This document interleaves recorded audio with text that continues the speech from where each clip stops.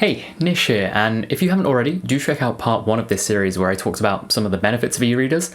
Otherwise, in this video, I'm going to be looking at the flip side of that argument and talking about some reasons why books are actually superior to ebooks. We start off with one of the most commonly cited reasons why people prefer books, and that is the feel, the smell, the texture. And of course, you're not going to get that experience out of a relatively inert, soulless e-reader. Now, I can kind of understand this line of reasoning because, potentially having a better feel of the book, you can maybe get immersed into the story a bit more or something and be able to feel a better connection. And yeah, it's not something personally I identify with a lot, though I do tend to read a lot of non-fiction, but I can totally understand that it's something it's part of the experience of reading that's completely absent in an e-reader device. Secondly, in the same way I talked about the benefits of digital formats for books, the physical format has some benefits, some notable benefits. The main thing is that books are distinct objects. Rather than being a file that's located in your device, it's a distinct object that means you can gift it to someone, you can lend it to someone, and you simply can't really do this with ebooks because, if I give someone my e-reader, then I no longer have a way to read books. And following on from that, books can be something passed through on in your family, or become something a bit more sentimental than just a e-reader device.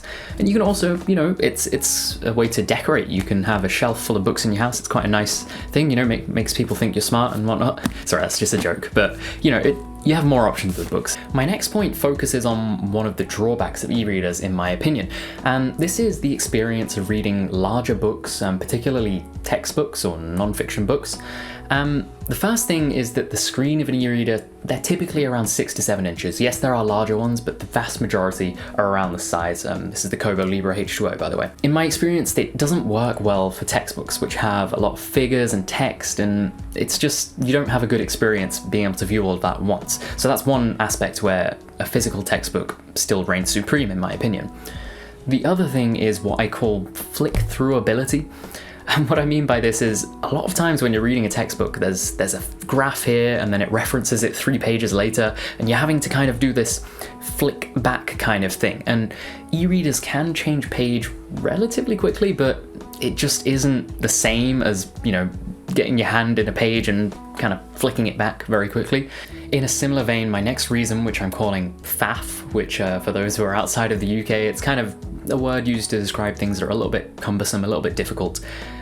It's the general faff of e-readers, the fact that, you've got to have a device, make sure it's charged, sometimes have to make an account, sometimes have to download books and put them on there, and all these little steps kind of add up compared to the relative simplicity of picking up a book and opening it, and there's your book. Something I think could affect people who read a lot is if you have more than one book on the go, an e-reader has a little bit of faff in there. You have to go back to the menu to be able to switch between those books. If you've only got one book on the go, I think e-readers are fine. There's no difference in inconvenience because they resume and sleep really quickly. But yeah, if you've got a couple books, it's a lot easier just to have 2 distinct books and you just pick up the book you want to read at that time and it's there. We spend a lot of our days dealing with technology on computers and phones, and sometimes it's nice just to have something that is just paper. Then that's certainly a good option to stick to books. Reason number 5, certainly not an insignificant one, and that is cost. E-readers are a bit of an investment. They cost, upwards of £100, $100 plus. And yeah, you save money buying digital books instead of physical books, but then again, you've got used books. There's an abundance of used books out there, so you can, if you're very frugal, you can find some very cheap books.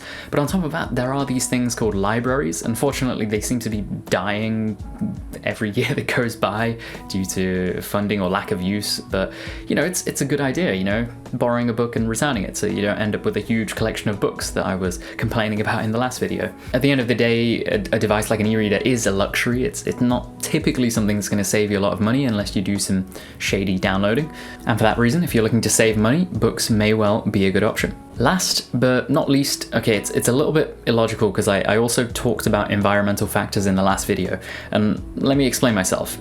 It's the fact that there's different trade-offs with both formats. I mean, yes, with e-readers, if you read a lot, you can eventually offset the carbon of the paper used in the books.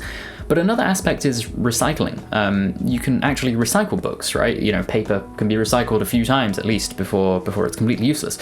Whereas electronic devices aren't really that recyclable, and it's a bit of an issue. You know, e-waste is a pertinent issue in the modern day, because we keep on buying new devices to replace the old ones, and then, well, the old ones, they just get chucked in a landfill somewhere. So it's a factor. I think at the end of the day, with both of the options, for example, with books, if you only buy used books, then you're repurposing something that otherwise wouldn't be used. But if you're only buying new books that have been freshly printed and used up some trees, then it's not as good. But I think obviously most people will probably read a mixture of both. It depends is generally what I'd say for this part. And that is all of my points. I hope this was an interesting video. Let me know in the comments if you're a fan of books or e-readers, and which reasons resonate with you. Because I think with a lot of these things, there's some things that people care about more than others.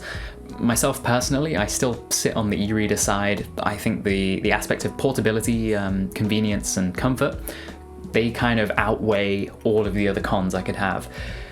But of course, you might be different, and I'm curious to hear, so do put that in the comments. Subscribe for more to the point content, and I'll catch you in the next one.